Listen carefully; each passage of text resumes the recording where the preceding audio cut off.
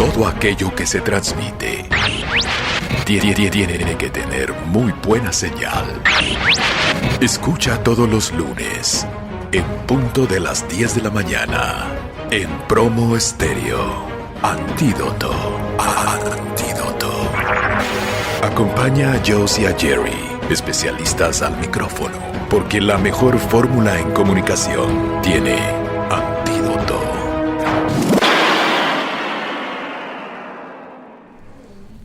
Muy buenos días, ¿cómo están todos? Buen lunes. Ya hemos pasado la mitad del año, es 3 de julio. Estamos en el 184º día del año, o sea, el 184, y nos quedan 181 días en este 2023. Hoy es Santo Anatolio, Felipe, Eliodoro, José, León y Marcos, así que felicidades a algunos que conocemos. Hoy no nos acompaña Joss está atendiendo cosas de trabajo, pero hoy tenemos un programa muy interesante. ¿Se acuerdan que la semana pasada hablamos sobre marketing de salud? Hoy vamos a hablar sobre el PR o las relaciones públicas de salud y de farma. Y para eso tenemos dos invitadas muy especiales que ahorita les voy a presentar. Un día como hoy, un 3 de julio, hay algunas celebraciones y la principal es el Día del Locutor. Así que felicidades a todos los locutores, incluyéndonos aquí en el radio. También es Día del Bioingeniero, Día Internacional Libre de Bolsas de Plástico, que comenzó esto algunos años tratando de regular esta mala práctica. El Día Internacional del Síndrome de Rubinstein-Tybee. Y en un día como hoy, en 1608, en Canadá, se funda la Villa de Quebec por Samuel de Champlain. En 1884, Dow Jones y compañía publica el primer stock average, o sea, las acciones, ¿no? El índice. En 1955, en las elecciones presidenciales por primera vez en México, las mujeres acuden a las urnas a emitir su voto, que creo que es algo bastante importante, relevante, aunque no sea de comunicación. Y en el 1985, en Estados Unidos se estrena la película Back to the Future, que es una de las películas más icónicas y exitosas en la historia del cine. Así que bueno, pues tenemos algunas celebraciones. Vamos a comenzar con nuestro refrán del día, al azar, ¿no? Y nos toca hoy uno que dice: qué bonito es ver y no mojarse, ¿no? Es indudable que algunos disfrutan con los infortunios de sus semejantes, por supuesto si están seguros de no resultar perjudicados ellos mismos. Y yo creo que este dicho lo hemos utilizado todos más de una ocasión, así que a quien le quede el saco, que se lo ponga. Y bueno, les digo que tenemos unas invitadas muy especiales, de las que les puedo presumir que laboran en nuestra empresa. Y aparte son amigas de hace tiempo, pero ahorita que las presentemos, antes nada más quiero ver nuestro lunes de ortografía. En las redes sociales que pueden ver, en Podcast Antídoto, tenemos primero consejos ortográficos. Muchas veces tenemos esta americanización al escribir una pregunta y ponemos ¿cómo estás? Y solamente le ponemos un signo de interrogación al final, lo cual es incorrecto, ¿no? O a veces hasta 3 signos, como siendo más efusivos. Otro error que cometemos es separar el signo de interrogación de la letra siguiente. No sé por qué viene eso es un poco más europeo, es un poco francés, pero está mal hecho, ¿no? La forma correcta, como pueden ver en el post, es que el signo de interrogación se abre y se cierra al principio y al final de la frase, pegado a la letra siguiente, ¿no? El siguiente consejo es una frase, ¿no? Errar sin H es de humanos, errar con H es de herreros. Error con H es un horror, pero no existe, y horror sin H es un error, ¿no? Para que lo tengamos bastante claro. Y finalmente, alargar una interjección debes hacerlo con la vocal, no con la consonante. Lo que pasa es que a veces decimos y pensamos que ponemos muchas H's y entonces se alarga. Y la realidad es que debemos de poner muchas A's y una H al final para expresarnos así en el O, uf, finalmente es la forma correcta de hacerlo. Y bueno, vamos a platicar un poquito, vamos a dar comienzo a lo que venimos a platicar. Las relaciones públicas comienzan a principios del siglo pasado de la forma formal como las conocemos, y comenzaron con un incidente que hubo en Estados Unidos con un tren que había pasajeros que iba de Nueva York a San Francisco, y en ese tiempo pues la gente no estaba acostumbrada a trabajar en tren, a viajar en tren, la gente viajaba en carretas, en coches, y pues viajar de Nueva York a San Francisco era impensable porque era tan lejos que hacías días, ¿no? Entonces el tren empieza a tener una ruta para pasajeros y no sabían cómo promocionarla porque la gente no la tomaba, no quería, no sabía que podía ir en tren, y pensaban que iba a ser, es un tren de carga, como ¿por qué voy a ir en el tren, no? Y ahí fue el primer esfuerzo que se hizo de relaciones públicas, y entonces se invitaron a un grupo de periodistas y los subieron al tren y los llevaron a San Francisco. Y durante el camino les pusieron en el carro de comedor, en el carro fumador, los trataron súper bien, ellos tomaron algunas fotografías. Se dio como lo que conocemos ahorita, un evento de medios. Les dieron un boletín de prensa, les dieron su información, sus folletos del tren, y llegaron a San Francisco, los recibió muy bien, tuvieron una comida, una cena, y al día siguiente se regresaron, ¿no? Estamos hablando de que pues en esos tiempos también ir de cruzar el país en Estados Unidos no era así como rápido. Durmieron un par de noches o 3 noches en el tren. Entonces ese fue el primer esfuerzo documentado en donde se hizo un esfuerzo de relaciones públicas con éxito, con resultados positivos. ¿Qué pasó? Pues bueno, las relaciones públicas continuaron creciendo en el mundo y empezaron a hacer, no se llamaban relaciones públicas todavía, ni siquiera se concebía el término se concibió últimamente ya en los 80s, entonces todavía faltaba muchísimo tiempo para que fuera una práctica. En ese tiempo, cuando se ve una nota de un cliente que tenía una agencia de publicidad, se le decía que era publicidad no pagada, y esa era la forma como reportaban a los clientes. Y luego, bueno, fue creciendo y creciendo, y empezó a abarcar otros sectores, principalmente el financiero, y en los 70s comenzó a tener auge en el sector farmacéutico. Ahorita vamos a ampliar un poco más de información, vamos a ver por qué fue necesario tener relaciones públicas en el sector farmacéutico, y les voy a contar sobre una reunión un seminario que la revista Expansión tuvo hace poco, para hablar sobre esto, ¿no? Sobre cómo el sector ha crecido y cómo ha cambiado la forma en hacer comunicación, relaciones públicas y marketing. Vamos a nuestro primer corte y regresando les voy a presentar a nuestras invitadas.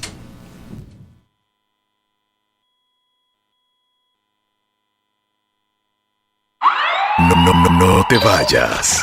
Aún hay más. Antídoto.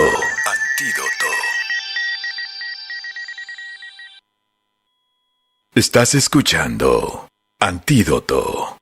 Continuamos. Estamos de regreso y vamos a empezar a platicar con dos grandes invitadas. Hoy tenemos en la mesa a Susana Sánchez y a Brenda Espinosa. Bienvenidas las dos. Susana, ya estás repitiendo la segunda vez que nos acompañas, y Brenda es nuevecita en este programa. Así que gracias a las dos por estar aquí, bienvenidas. Gracias, Jerry. La verdad es que siempre me encanta su programa y que esté Jos, pero cuando no está Jos, yo vengo. Entonces, Jos, recuerda que tú eres la líder en este programa, pero me encanta venir. Te lo agradezco mucho, se los agradezco mucho a los dos. Brenda, ¿cómo estás? Hola, buenos días. Pues muchas gracias, Jerry, por la invitación, y pues encantada de compartir unos minutos con ustedes. Gracias. Me gustaría que platicaran cada una de su carrera, de su trayectoria en el ámbito de las relaciones públicas. ¿Por qué no empezamos contigo, Brenda, y terminamos con Susana?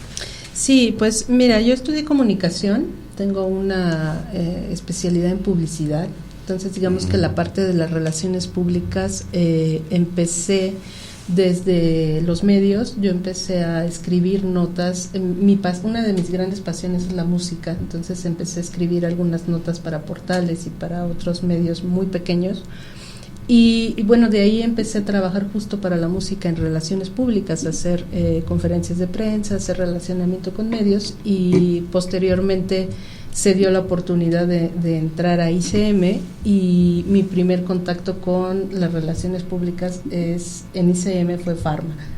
Posteriormente, pues ya trabajando con la parte de Pharma y con la parte de salud, pues ya me incorporé a la cuenta de un importante hospital, de un centro médico de alto nivel, y pues bueno, actualmente ahí estoy. Es lo que haces actualmente. Sí, ¿tú, Susana? Bueno, pues yo no estudié comunicación, estudié otras cosas, pero tengo más de 30 años haciendo relaciones públicas. Tú mencionabas hace un momento que en 1970 empieza la parte de farma. A mí me tocó a mediados de los 90 empezar a hacer RP con la industria farmacéutica, o sea, con farma. Ajá. Y en esa época, pues era muy difícil porque hablar de la salud en medios, perdón, era muy difícil porque los médicos hablaban en términos muy científicos. Y entonces nosotros como periodistas teníamos que bajar la información y no decir el miocardio, ¿no? Sino decir el corazón, claro. ¿no?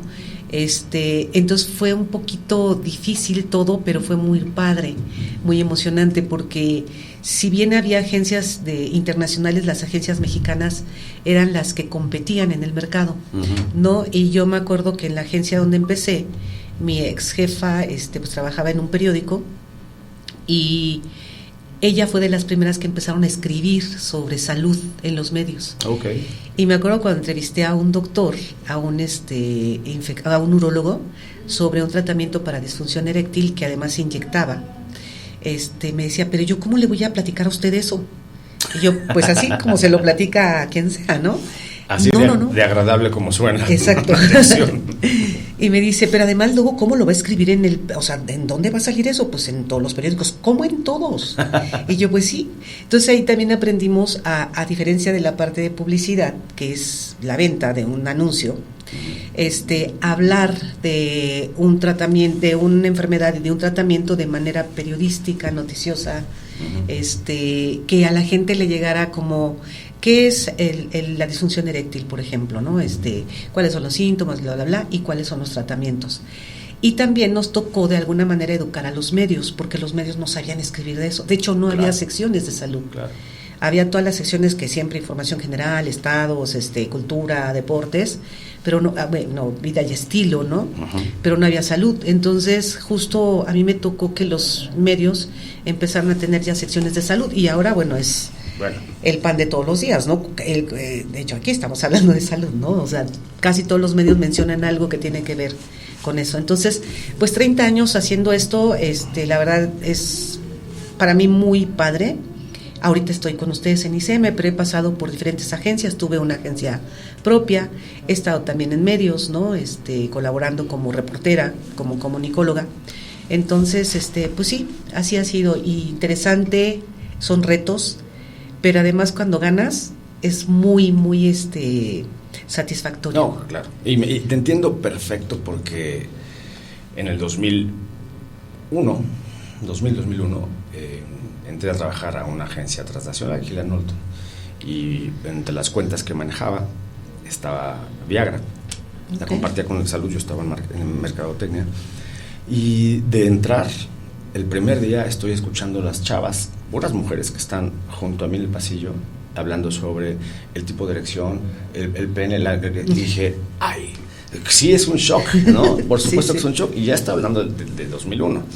En los 90 no me imagino, o sea, claramente te entiendo que los medios estaban renuentes o estaban como apenados de hablar sobre eso, ¿no? Y un doctor que dijera, ¿cómo hablar con una señorita sobre impotencia sexual masculina? Exacto. Pero bueno, qué bueno que se ha abierto eso, y es exactamente lo que quiero, que empezamos a platicar ahorita en el siguiente corte, después del siguiente corte, cómo eran las relaciones públicas antes y cómo son ahora, pero enfocados en farma, ¿no? Porque siempre ha sido el área de relaciones públicas más compleja, ¿no? En cuanto a que no puedes mencionar la marca, o no puedes mencionar la sal, o si la mencionas no puedes decir el laboratorio, o sea, como esos trucos que nos ponen, y todo el problema que tenemos con Conducef, que nos autorizan la información, y la autorregulación de los laboratorios, que ahora se me hace una maravilla, pero a veces termina siendo un problema interno también, ¿no? La autorregulación. Y bueno, lo que platicar de entrada, que es que la revista Expansión hizo un Marketing Pharma Day en marzo de este año, y se llegaron a muchas conclusiones, se dio mucha información, participaron agencias de comunicación, participaron directivos de farma, y lo que de las conclusiones que se llegaron, una de ellas es que los canales digitales, o sea, que es ahora todo va a los canales digitales, ofrecen muy valiosas oportunidades de comunicación. para farma, ¿no? Pero van dirigidos a varios sectores, como los médicos, a pacientes, farmacéuticos, hospitales, y a la opinión pública, que al final del día es para lo que se hacen las relaciones públicas, ¿no? Todos pueden recibir información y comenzar o iniciar diálogos para ahondar en el cuidado de la salud, ¿no? Ver cómo. Y ahí es cuando se toma un tema muy ético, porque en México es un país en que estamos muy acostumbrados a la automedicación, ¿no? Hasta hace pocos años los medicamentos, podías comprar cualquier medicamento en la farmacia sin una receta, y aún hoy en día es fácil conseguir una receta no legal, ¿no? Hay farmacias que te cobran un poco más para venderte un medicamento controlado si no tienes receta. Pero hablando de comunicación, otras de las conclusiones que llegaron, o el complemento de esta conclusión, es que es importante que se continúe en esa búsqueda de comunicar asertivamente, ¿no? Y con la verdad y veracidad con las distintas audiencias que atienden, ¿no? Esas comunidades médicas, población, empresas, proveedores, etcétera. Y hay que contemplar esos aspectos regulados, definidos por las autoridades sanitarias. Perdón. Un aspecto que fue analizado en el panel, de los varios paneles que hubo, ¿no? También se reconoció en este foro la normatividad en materia de publicidad para el sector de farma, que comenzó en el año 2000, todo lo que estamos hablando, ¿no? Cómo empezó a haber un poco de más información.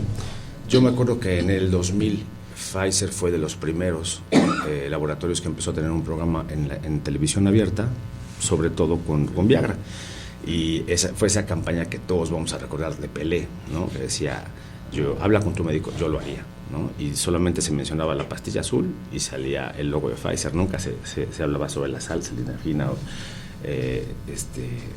o la pastilla, no estaba prohibido, ¿no? Pero es justo lo que mencionabas hace un rato, es darle imagen y darle voz a un padecimiento que podría ser tan lejano a la gente, y entonces que una estrella del nivel de Pelé, o ahora hemos visto campañas de lugares de salud donde hay actores o cantantes incluso, es justamente decirles, a ver, necesitamos desmitificar esta parte del lenguaje de médico y del lenguaje farmacológico. Sí, y tocar un tabú, porque antes no se hablaba de disfunción eréctil, ¿no? O sea, hasta la palabra era como nervioso decir el término disfunción eréctil. Entonces, bueno, qué bueno que se habló y que mucha gente ha recibido ayuda a través de poder hablarlo con tu médico y saber que es un problema que se puede solucionar, ¿no? Que bueno, estamos hablando de un caso específico. Pero lo que me interesó mucho de que leí sobre este congreso es que lo que más se está buscando es el diálogo e identidad que surgen con las nuevas narrativas de los médicos y profesionales de la salud, los farmacéuticos, que están desarrollando contenidos en redes como TikTok o YouTube, ¿no? Que es la forma en la que va a funcionar ahora las relaciones públicas en salud y en muchos otros aspectos, ¿no? Por ejemplo, también pusieron el ejemplo de la inteligencia artificial, cómo está también cambiando la forma, y el ejemplo del que hablaron fue el chatbot de Farmacias del Ahorro, que es es un orientador al público consumidor y como un enlace a consultas a distancia, ¿no? Como claro. Él te puede decir, tu padecimiento tienes esto, pues toma una aspirina, toma paracetamol, o te voy a enlazar con un médico, no necesitas escuchar a alguien, y si no, pues ya haces una cita. Pero el uso de estos algoritmos está revolucionando al sector salud, y el saber comunicarlo, y el saber utilizarlo, y el saber explicárselo a la gente, es como explicarle bien a la gente cómo usar un Uber o cómo usar una aplicación para transportarte. Si no sabes usar la aplicación, no vas a poder tener el beneficio. Desde cómo inyectarte una insulina, o sea, para el médico yo creo que todo está a inteligencia artificial, desde el doctor Google, que así le llaman algunos médicos y la misma gente ya en el Vox Populi, les ha quitado y les ha restado de alguna manera a los médicos que se han pasado años estudiando, porque en mi época, les hablo, era ser médico general con una especialidad, ¿no? Era médico general con urología, ¿no? Y ahora es médico general, urología, oncourología, subespecialidad en y tienen cualquier cantidad, y doctorados y tal. Entonces están preparados justamente para atender a un paciente, para atender una enfermedad y dar un tratamiento. Pero ahora, yo no sé qué va a pasar con la inteligencia artificial, si tú le pones, ahorita me acaba de dar un ataque de tos, ¿no? Uh-huh. Creo que me voy a enfermar, tengo escurrimiento nasal, ¿no? Y me va a decir, pues COVID. Tienes esto, tómate tal, ¿no? ¿Y qué va a pasar con el médico? A lo mejor esto va a servir para que bajen las consultas y no las cobren tan caras, ¿no? ¿Sabes qué pienso? Que esa información que te da el bot inicial es la información que nosotros decidimos cuando vamos a la farmacia. Claro. Tengo tos, pues voy a comprar un jarabe Bredón. O sea, uno ya sabe que va, Sí. por qué va. Y normalmente también llegas y al farmacéutico le preguntas, ¿no? Oiga, me duele la cabeza, me duele este hombro, ¿qué me puedo tomar? Y te receta lo que es, no te receta, te aconseja el medicamento OTC normalmente para que te pongas, pues póngase Eisenhot o póngase, no sé, árnica, para que su codo o su hombro, ¿no? Pero entonces esta inteligencia artificial, que tengo un problema con el término, pero ya lo hablaremos en otro programa. IA. Sí. IA, ya. No. Porque no es un Terminator, ni es sí. ¿no? Se mete en la computadora. Es el primer contacto, y a lo mejor para mucha gente le puede dar confianza. Es el primer contacto. La gente que no tiene acceso a ir a una farmacia, a lo mejor que vive en un lugar remoto y que se puede contactar por internet y le pueden aconsejar qué hacer, ¿no? Yo creo que esto también va a quitar los remedios caseros, ¿no? Tómate un té de tila con cáscara de huevo, ¿no? Entonces, porque sí, hay muchos remedios raros. A ver, yo me acuerdo que cuando los niños, en mis tiempos, tenías diarrea, te daban Coca-Cola con maicena. ¿Con maicena? Con maicena. Yo me la sabía. Engrudo, ¿no? Debe tener Yo me la alguna, sabía con limón, pero con pues, maicena. Debe tener alguna forma que te tapa el estómago. O sea, y funcionaba, ¿no? Y me acuerdo que también tenías mucha tos en la noche, así, ataques de tos. Coca-Cola caliente. Pero es un jarabe. Es un jarabe, cuando está caliente, claro, te hace bien el garganta, pues, o sea, tiene cierta lógica, ¿no? Sí. Pero poco a poco, esta información que va teniendo acceso a toda la gente va a matar esas historias de que te da tu ahorita, ¿no? Asa un limón y luego exprímelo y es como tomar aspirina. Y claro, perdón, Bren, en nuestro trabajo del día a día, que tenemos que hacer boletines hablando de la tos, por ejemplo, ¿no? Uh-huh. Sí, de pronto tenemos como cierta libertad. Hasta el mismo médico dice, bueno, vaya con el médico que le recete y pero pues si puede tomarse un tecito con miel y limón de manzanilla. Porque ayuda, por supuesto. Una infusión caliente ayuda. Pero a veces también los medios en este largo tiempo de casi 30 años, pues se han educado, ¿no? Y entonces también quieren, pues saber cuál es el tratamiento. Estamos hablando de algo muy ligero que es la tos, pero hablemos de un cáncer. Sí, hablemos de esas enfermedades crónico-degenerativas como el síndrome metabólico, diabetes, hipertensión, colesterol elevado, que sí o sí tienes que tomar un tratamiento y luego la gente lo deja de tomar. Entonces ahí es donde viene la parte que nos corresponde a nosotros estar, por un lado, haciendo esa información, esas narrativas que tú dices que han cambiado mucho, claro, ¿no? Que cada vez deben ser más cortas, más simples, más detalladas, en el sentido de la simpleza, no detalladas en que, y entonces agarra el dedo, no, detalladas en lo preciso, ¿no? Y luego, por otro lado, conseguir entrevistas para que los doctores hablen sobre esto.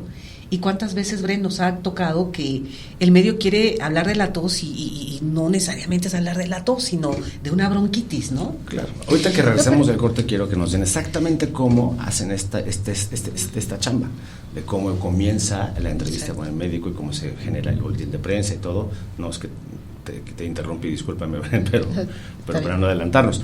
Pero definitivamente estamos entrando a una nueva era de comunicación en Pharma, definitivamente. Sí.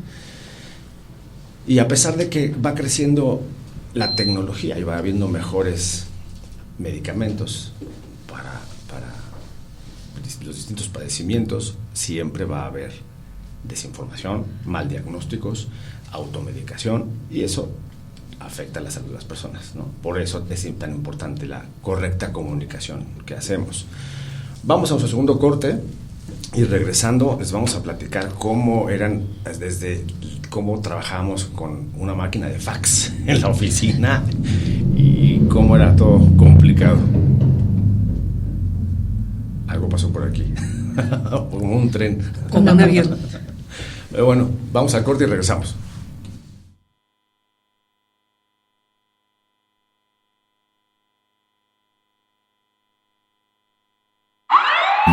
No te vayas. Aún hay más. Antídoto.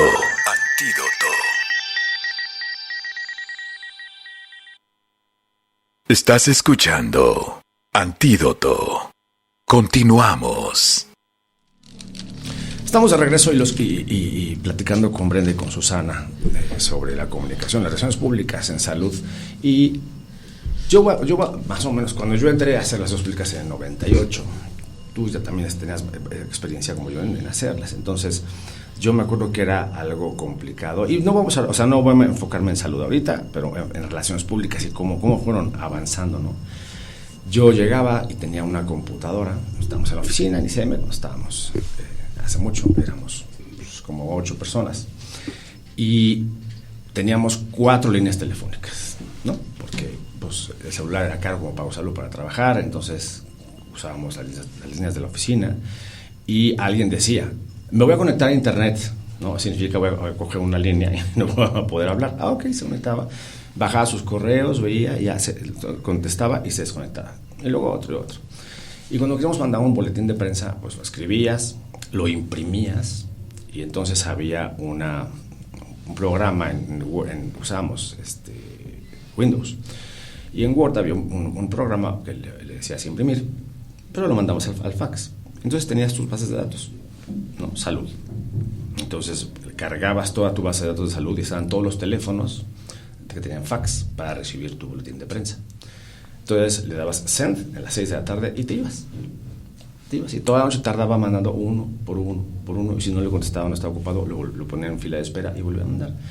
Llegabas al día siguiente de la mañana a las 8 y veías tu reporte, lo imprimías y veías cuáles habían llegado, cuáles no. Entonces, los llegados los ponías en amarillito y los no, pues había que volver a mandarlo, ¿no? Y los que habían llegado había que hablar uno por uno, y entonces hablabas a El Heraldo de México. Buenas tardes, ¿me puede comunicar por favor al área de salud? Sí, está ocupada la línea, ¿quiere esperar? Sí, no te esperabas, te contestan. Bueno, oiga, ¿cómo está? Quiero hablar con Fulanito Pérez, le mandé una invitación para un evento por fax en la noche. Ok, déjeme, es que el fax está en otro piso y ahorita estoy ocupado, ¿me puede marcar en 15 minutos? Sí. Entonces, bueno, volver a marcar. Ibas con el siguiente, ¿no? No, es que se acabó el papel, no llegó, ¿me lo puede volver a mandar? Sí, con mucho gusto, ¿no? Y luego el siguiente. Es que no está, ya fui, alguien lo debe haber tomado por error y pues no está. Ahorita se lo vuelvo a mandar. Imagínate, era hacerlo como a lápiz. Perdón, pero a ti te tocó eso. Yo tenía que ir a la máquina a meter el papel. O sea, agarrábamos el boletín y ahí ponía el número del Heraldo de México. Ajá. ¿Ok? Entonces se iba, pasaba. Y en ese momento hablabas, ya te llegó, no hay papel, no, ajá. O luego se te regresaban y según habían llegado y no llegaban. Entonces, tú todavía tenías ya en la computadora la manera de hacerlo. Claro. Nosotros era manual, uno por uno. Y si luego los dejabas que se repitieran, llegabas al otro día y era un tiradero de papel, porque no había pasado, no había llegado, o llegaban muchas contestaciones y estaba todo el piso lleno de papeles, ¿no? Sí. Y efectivamente se acababa el papel, ¿no? Y nosotros también mandábamos el boletín en unas bolsas a cada medio. Eran cientos de boletines que había que imprimir y luego la impresora se trababa. Claro, o sea, gastaba muchísimo. Y me llegaba el clipping en las mañanas en la puerta y era un cuaderno de notas fotocopiadas y a repartirlas por ejecutivos y por cuentas para ver qué teníamos en el día. Así era el monitoreo, no te llegaba un mail, ¿no? Hasta me acuerdo que después, ya en Hill & Knowlton, cuando estábamos empezando a mandar así otra vez boletines con fax, ya había 2 o 3 medios que tenían correo de Yahoo, así, y yo hasta comenté con una chava, le dije, imagínate que todos los míos tuvieran mail. ¡Wow! O sea, y mira, ahora ya ni por mail los mandamos por WhatsApp, ¿no? Por teléfono. Como hemos crecido, como hemos avanzado. Sí. Pero, a ver, Brenda, cuéntanos un día a día de cómo ahorita la comunicación para un centro médico de primer nivel, como es el cliente que tenemos, se hace y con qué fin y cómo llegas al resultado esperado. Antes me gustaría retomar una idea de lo que estábamos platicando hace un rato. Una de las premisas básicas de la comunicación es que el medio es el mensaje, ¿no? Entonces, hoy estamos viviendo un cambio de paradigmas gracias a la pandemia. No sé si sea para bien o para mal, pero nos dio un gran empujón en cuanto a la manera en cómo nos comunicamos. Hace un rato hablaban de la necesidad que tenía un médico de saber cómo comunicarse con el paciente y era su único fin. Hoy tiene que saber usar un chat, tiene que saber usar un Zoom, tiene que hacer muchas otras cosas más para los que los médicos no estaban preparados hasta hace 5 años y que las generaciones más grandes pues les ha costado trabajo. Ya hoy vemos que hay doctores en TikTok, en Instagram, en todas estas plataformas que ya suben consejos y entonces hacen su actividad o hacen su en vivo, y entonces pues ha significado un cambio de paradigma que tampoco para los comunicadores voceros ha sido fácil.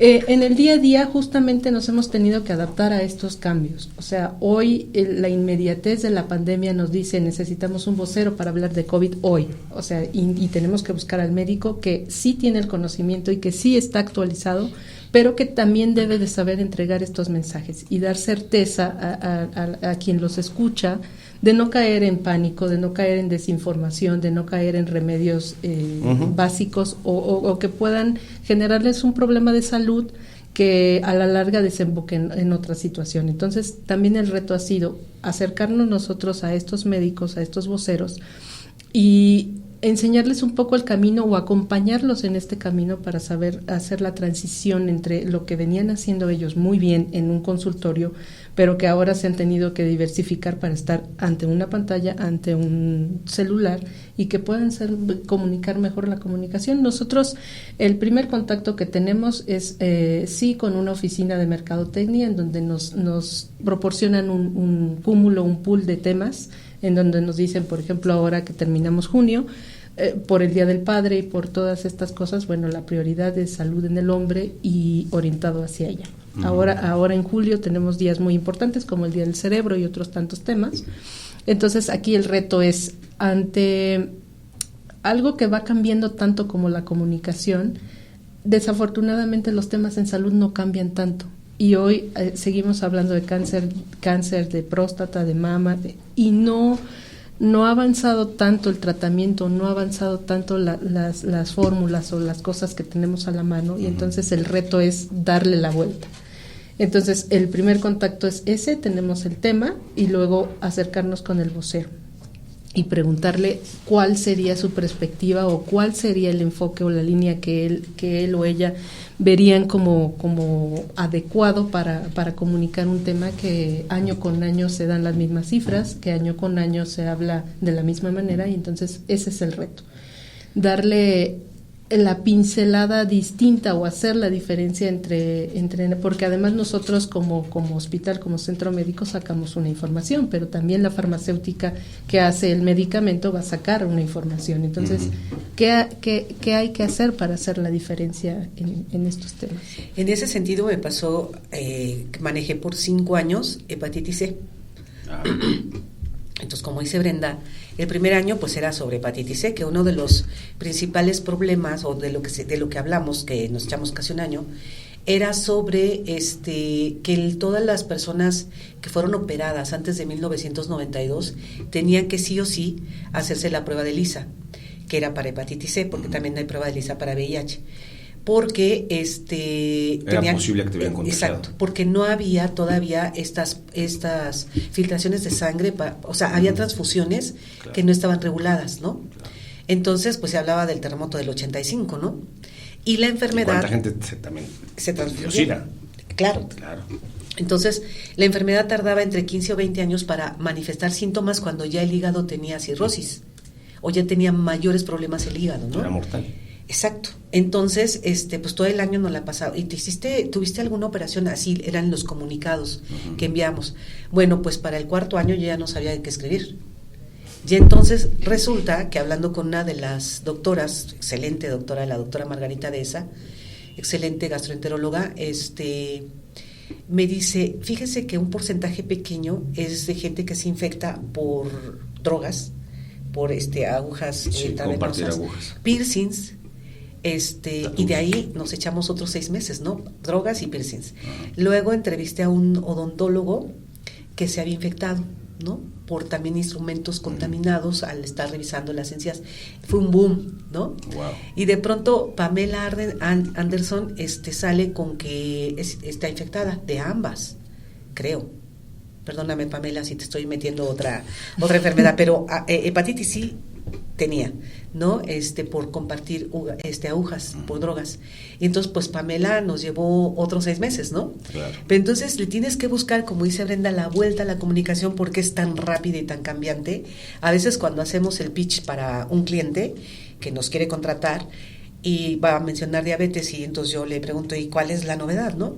No, es que ahora este medicamento, que es el estándar, que es la metformina, por ejemplo, tiene, se disuelve más rápido en el cuerpo, tiene más tiempo prolonga más el efecto. Pero eso no es tan novedoso, ¿no? Claro.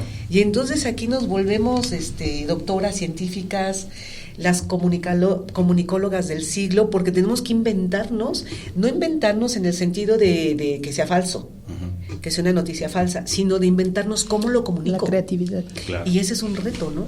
¿Cómo comunico esto? O cuando de verdad, claro, cuando hay la vacuna, ¿no? Ahora que Pfizer sacó la vacuna, que fueron los primeros que sacaron la vacuna para COVID-19, uh-huh, bueno, salían en todos lados, o sea, hizo nada, ¿no? Me hubiera gustado ser su agencia porque ya teníamos todo listo, todo hecho, ¿no? Claro. Pero aún así tenían que dar una explicación precisa, porque cometían un error y se acaba.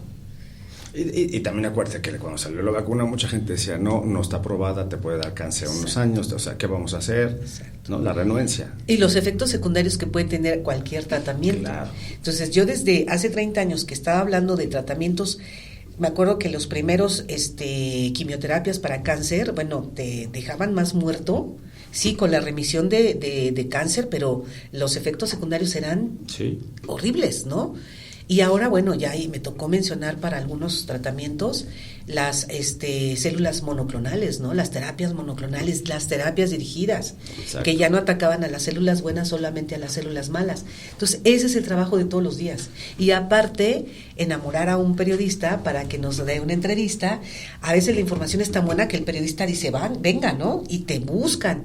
Pero eso pasa ¿cuánto, Bren? Ni un 10%. Ni un 10%. El 95% es que tenemos que estar inventándonos cómo le hablamos de no sé, de síndrome metabólico, de diabetes otra vez, de hipertensión, de cáncer de próstata, ¿no? Que se habla y la gente, por ejemplo, los hombres, señores, por favor, no se hacen el antígeno prostático, ¿no? Uh-huh. No se hacen el tacto sencillo y barato. Y no se hacen el tacto rectal por miedo de que cómo me van a agarrar ahí, no sé. Y con eso previenes cáncer de próstata, ¿no? Entonces, claro, para mí es un trabajo bendito porque, bueno, pues tengo 30 años haciéndolo y ya me gusta sí o sí, porque si no, ¿qué estoy haciendo aquí, verdad? Pero son retos, Jerry, son retos constantes todos los días porque nos enfrentamos, Bren, al cliente, a los voceros, que son los doctores, al periodista, al jefe, no hablemos mal del jefe, por ejemplo, al jefe, ¿no? Al jefe directo de tu agencia. Ajá. Y tenemos todos esos clientes nosotros, ¿no?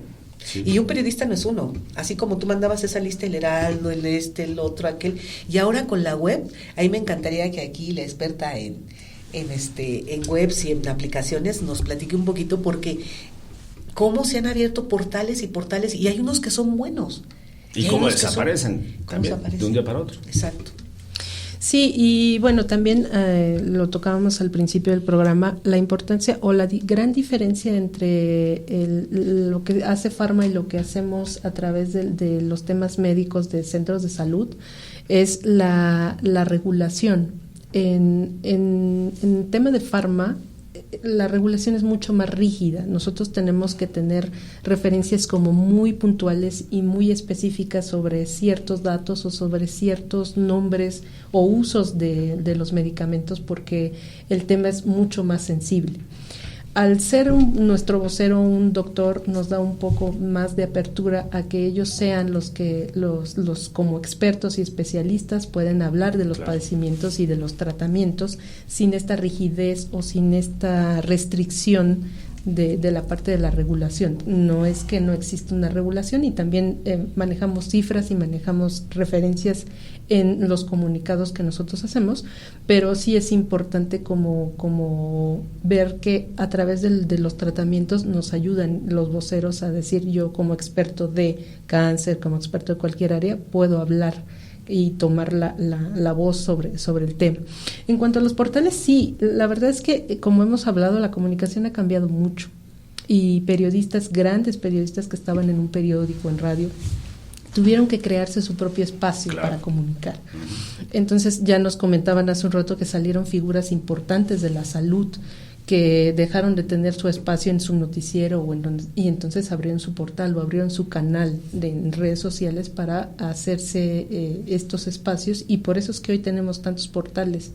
De pronto para los clientes en RP no significa tanto, porque también vienen de esta vieja escuela de si no aparezco en un medio impreso, si no aparezco en radio o en televisión, no me significa tanto. Sin embargo, el portal, en términos reales, no sabemos el alcance que puede tener una nota en la web. Y va completamente dirigido al público que le interesa esa salud, ¿no? Porque a lo mejor si antes estabas en Universal, en la sección de salud, y te salías en digital, decías, no, pues ahí son millones los que lo ven. Pero ¿cuántos te ven a ti realmente, tu nota? ¿Y cuántos les interesa tu nota? Entonces, en un portal completamente dirigido a salud es cuando tienes un número mucho más exacto de la gente que quiere y le interesa tu nota. Y justamente también ahí es otro reto. Nosotros cuando hacemos o construimos los comunicados es saber que vamos a medios tradicionales, pero también vamos a todos estos medios digitales y alternativos. Entonces la información y el mensaje tiene que ser lo suficientemente redondo para que ellos puedan decir, bueno, entonces sí tiene buena voz, buen tono, buen todo, entonces puedo retomarlo y puedo meterlo al portal. Y no es un panfleto de 5 hojas que, o sea, hay que cortarlo y entonces ya cortado ya no queda igual. Entonces también ese es el reto de ahora de hacer. O tropicalizado para medios digitales y para medios tradicionales. Y finalmente también a veces es muy chistoso porque yo he escrito sobre menopausia en 30 años cualquier cantidad de veces, pero afortunadamente se me olvida. No porque tenga un problema neurológico demencial, sino porque lo aprendí yo creo que los primeros 5 años de escribir, que me iba a enfermar de todo y que ya tenía todo. O sea, yo iba al principio iba con el médico y empezamos a hablar de diabetes. No, es que le da sed, es que orina mucho. Y yo, sí tengo sed, sí orino mucho. Empieza como a subir de peso. Y yo no pensaba esto, yo pensaba menos, ya subí. Entonces, hipertensión arterial, le duele la cabeza, siente unas cosas aquí, como unos gusanitos. Y yo, ¿sí los he sentido? No, o sea, todo ya tenía, ¿no? Entonces ya tenía todas las enfermedades hasta que dije un día, basta. Entonces, pues ahora se me olvida, o sea, voy, entrevisto, lo escribo y sale, ¿no? Es la sobreinformación. Sí, ¿no? Y además tienes que ser también como, alejarte, ¿sabes? O sea, hay momentos en que a veces yo lloro en las entrevistas, de cómo te cuentan y cómo muere y cómo, ¿no? Por un asunto tonto, de pronto pierde la vida y pues estás así conmovida. A veces en otros programas de radio he llorado, ¿no? He llorado con los pacientes, con los cuidadores, ¿no? De tal enfermedad, pero también tienes que distanciarte. También en estos años he entrevistado a cualquier cantidad de médicos de todas las especialidades y yo les decía, yo nunca pude haber sido médico porque si le salía sangre, pues me desmayaba, o si se iba a morir, yo, se va a morir, ¿qué voy a hacer? ¿Qué vamos a hacer, Dios mío? Y me dice, tienes que tomar distancia. Y a veces a los médicos, ahora en la pandemia, a muchos enfermeros los trataron súper mal. Hubo a quienes les rayaron el coche, les aventaban cosas porque traían el virus cargando, ¿no? Claro. Porque traían el virus. Entonces ellos también de pronto tienen que distanciarse de decir las cosas a veces de manera muy difícil, o que se les estén muriendo los pacientes porque tienes la culpa, ¿no? Y eso va aunado a ese distanciamiento. Nosotros también cuando escribimos y ellos cuando hablan, de hacerlo de manera comunicativa. O sea, nosotros también nos hemos dedicado, de hecho en ICM lo hacemos, damos entrenamiento de medios a voceros, ¿no? Porque aunque ya son médicos nuevos que ya manejan redes, pues todavía les hace falta saber dirigir un mensaje, y un mensaje tiene que ser corto, sencillo, claro, ¿no? Con eso son herramientas con las que el médico puede hablar. Y qué tal que también de pronto en este boom de la salud, que es el que a mí me interesa mucho que la gente sepa, que antes no existían medios, que no existían voceros, porque no hablaban de la salud, no se hablaba de esto, empiezan a surgir series como el Dr. House, como Anatomía según Grey, ¿no? Y todos estos programas IAR era una cosa maravillosa, ¿no? Yo creo que toda la vida ha sido eso interesante. Me acuerdo que chico veía Quincy, que era un forense, y siempre ha habido series de médicos, ¿no? Sí. New Amsterdam, ahorita que dicen que está muy buena. Sí, yo ya me la terminé sí. y sí. ¿Sí? Sí. No la he visto. Pero eso atrae mucho, porque sí, historias son historias reales. Reales. Al final del día nos puede pasar a cualquier persona, ¿no? Sí, pero he entrevistado a médicos y les pregunto, bueno, ¿y qué piensan de IAR o de Dr. House? 60%, pero el otro 40% no es así la fibrilación, claro. No es así no sé claro. Qué, pero cuando yo veo a los actores que están diciendo, perdón, ponle la inyección de no sé qué y no sé cuál, digo, esa es una gran actuación porque no son médicos. Claro. Están actuando y que la gente lo sepa, son actores que están interpretando un médico que hace tal o va a curar cual, ¿no? Pero sí es como interesante cómo hemos evolucionado de aquellos primeros boletines en que yo de manera literaria decía, el excelentísimo doctor Pedro Juárez dice que la diabetes es un grave problema de salud, que ¿no? Y ahora quieren inmediatez. Sí. Los medios son inmediatos. ¿Se muere o no se muere? Si se muere, ¿qué va a pasar? ¿En cuánto tiempo? ¿Y qué tratamiento? ¿Y el tratamiento qué va a ser? ¿No? Pero además las nuevas audiencias, o sea, no podemos tener un boletín de prensa para un TikTok. Entonces, el cómo va a comunicar el doctor, cómo va a comunicar el vocero, esto.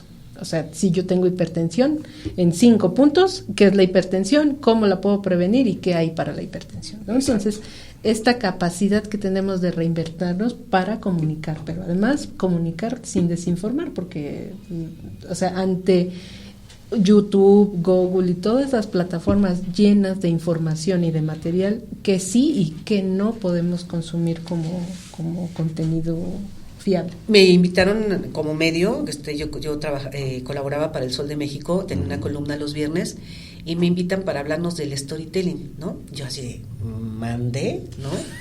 Y bueno, cuando nos explican todo lo que es el storytelling, o sea, crear noticias, pues sí, un poquito dramáticas, un poquito de la vida del... Que toquen sentimientos. Que toquen sentimientos, exacto. Y entonces escribo para mi siguiente viernes, soy Carla Sánchez, tengo cáncer de mama. Y así empieza a narrar, yo lo inventé obviamente, ¿no? Y después para hablar de cáncer de mama, de cuántas mujeres, tal. Bueno, me escribieron cantidad de gente. El Sol de México llega todavía a todo el país, ¿no? Entonces estaba el Sol de Tijuana, el Sol de Veracruz, el Sol de no sé, y me escribían, doctora, me conmovió, me no sé qué, y dije, wow, sí tiene razón el storytelling, ¿no? Por supuesto. Pero no siempre, porque hay periodistas de medios como La Jornada que quieren el dato duro. ¿Y quién lo dice? Pues lo dice la Organización Mundial de la Salud, lo dice la ONU, lo dice el INDRE, lo dice la Secretaría de Salud. Si no tienes información, tu información no vale, no tiene ningún peso. Pero además los periodistas hoy también se enfrentan a estos cambios y entonces el que escribe de salud ya no solo es de salud, es de tecnología, pero es de espectáculos, pero es de cultura, pero es de todo. Entonces volverse especialista de cada una de las fuentes es muy difícil. Sí, entrevista a un neurólogo en la mañana y luego entrevista a Talía. Exactamente, ¿no? Entonces la parte del periodismo científico de investigación al no especializado también, o sea, nosotros no podemos como subirnos a la parte especializada muy específica y muy técnica y muy científica, porque tenemos que ayudar de alguna manera a los medios y a los periodistas. Completamente de acuerdo. Pues estamos entrando en la recta final del programa. ¿Qué conclusiones nos pueden dar sobre esto y hacia dónde vamos a ir? ¿Cómo ven el futuro del PR? No van a decir que nos van a quitar el trabajo de la inteligencia artificial, porque me va a dar aquí un jamacuco, pero ¿cómo ven el futuro cercano en la comunicación de Falma? No, pues es que... Bueno, yo creo que estamos llenos de retos. Todo lo nuevo da miedo. Entonces, así como nos llegaron las redes sociales, como nos llegó Internet, o sea, en su momento decían, no, ¿cómo voy a tener un chat para hablar con un médico? ¿Cómo voy a dar consulta por una pantalla? O sea, claro. Todas estas cosas generan miedos. Entonces, creo que la inteligencia artificial, y lo hemos platicado en pláticas de sobremesa nosotros, tenemos que nutrirnos y tenemos que capacitarnos y formarnos para sacar lo mejor de las tecnologías, porque una tecnología es innovación y la innovación nos tiene que ayudar a resolver cosas en lo cotidiano. Entonces creo que tendríamos que vencer esos miedos y eso es conociendo. Por ejemplo, los goggles de realidad virtual o de realidad aumentada van a ayudar a la comunicación, van a ayudar a los médicos y van a ayudar a muchas cosas. Entonces no nos cerremos a eso, creo que es un gran reto porque hay que usar la creatividad, hay que usar nuestra humanidad, o sea, porque nosotros no somos máquinas, entonces esa es nuestra gran ventaja ante las tecnologías, claro, que nosotros nos podemos reinventar constantemente. Entonces, eso creo que va por ahí. ¿Tú no quieres que te opere un robot, quieres que te opere un humano detrás del robot porque tiene humanidad, ¿no? El mismo Robocop lloró. ¿Te acuerdas? Lloró y un ojito le temblaba. Yo creo que he estado en relaciones públicas 30 años y he visto todo. O sea, he visto cómo... ¿Y lo que te falta? Sí, he visto cómo han caído grandes industrias, ¿no? Grandes también agencias, y cómo han surgido unas y se han mantenido, como ICM, que lleva más de 20 años, ¿no?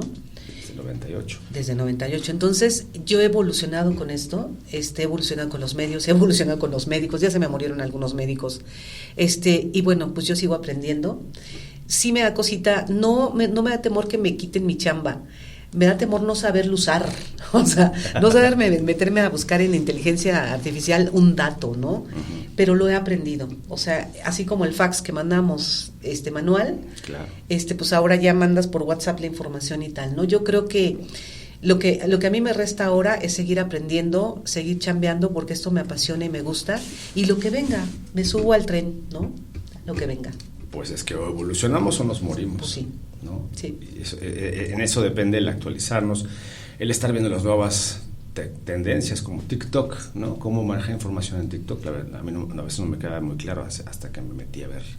Pero además, grandes marcas han hecho, por supuesto, comunicación y campañas a través de TikTok, porque justamente las audiencias están cambiando y las audiencias de hoy buscan o sea, yo busco un tip en internet de algo y incluso un video, ¿no? O sea, yo no veo un video de más de 2 minutos porque necesito estar buscando información y entonces y los niños están acostumbrados a pasar así los contenidos. Entonces, creo que nos tenemos que quedar con esa fusión de lo clásico, lo anterior, y cómo adaptarlo a lo nuevo.